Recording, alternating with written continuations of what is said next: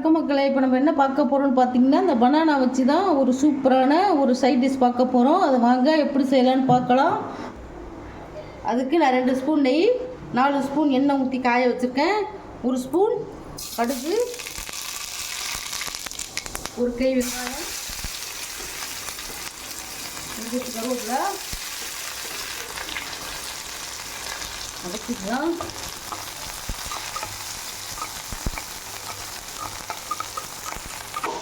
நான் ஒரு 150 கிராம் குடமிளகாயை இந்த மாதிரி கட் பண்ணி வச்சுருக்கேன். அதையும் போட்டுக்கிறேன்.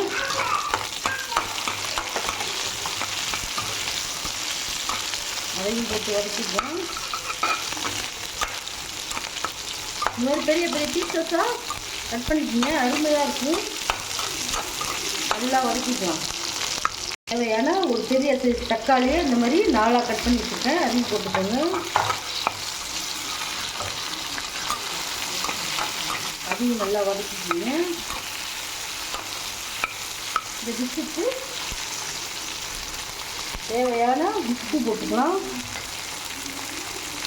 1/4 டீஸ்பூன் மஞ்சள்தூள், 1/2 டீஸ்பூன் கரம் மசாலா,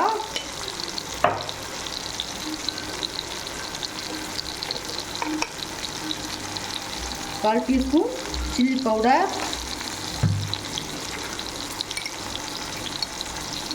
1 டீஸ்பூன் மல்லி பவுடர்,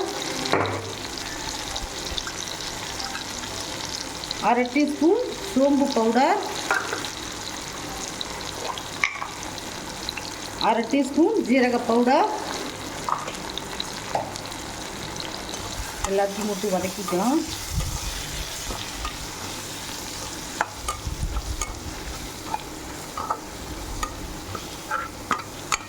கலர்ஃபுல்லாக இருக்குது. இப்படி இருக்கும். அடுப்பை ஃபுல் ஃப்ளேம் இல்லாமல் பாதி அடுப்பாக வச்சுக்கோங்க.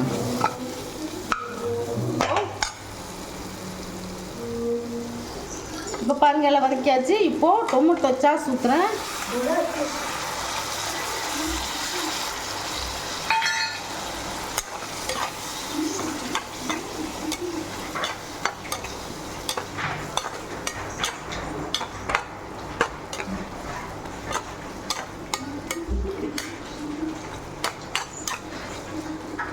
நல்லா கொதிக்கட்டும். தக்காளி சாஸ் போட்டாச்சு. இப்போ அடுத்தது 4 பச்சை வாழைப்பழம். ரொம்ப பழமாக இருக்கக்கூடாது, முக்கால் பழமாக இருக்கணும். ரொம்ப கனிஞ்ச பழமாக இருக்கக்கூடாது. இந்த சைஸில்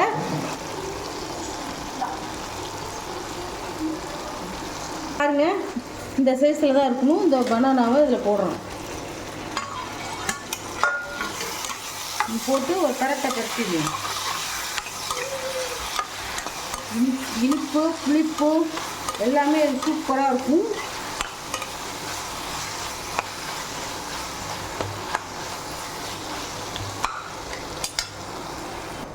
இப்போ பாருங்கள், ரெடி ஆகிடுச்சு. பனானா டிக்கா ரெடி ஆகிடுச்சு. இதில் மல்லித்தழை போட்டு நம்ம இறக்க வேண்டியதுதான். இப்போது எடுத்து பரிமாறலாம். அடுப்பு ஆஃப் பண்ணிடுறேன். இது ரொம்ப புது விதமான ஒரு டிஷ்ஷு. குட்டீஸ்லாம் விரும்பி சாப்பிடுவாங்க. எல்லா சைட் டிஷ்ஷுக்கும் நல்லாயிருக்கும். இது சப்பாத்தி கூட தொட்டுக்கலாம், தயிர் சாதத்துலாம் நல்லாயிருக்கும். இந்த ரெசிபி உங்களுக்கு பிடிச்சிருந்ததுன்னா எங்கள் சேனலுக்கு ஷேர் பண்ணுங்கள், லைக் பண்ணுங்கள், சப்ஸ்கிரைப் பண்ணி பாருங்கள். அப்போ தான் நாங்கள் போடுற ஒரு வீடியோவும் உங்களுக்கு வந்து சேரும். தேங்க்யூ, பாய்.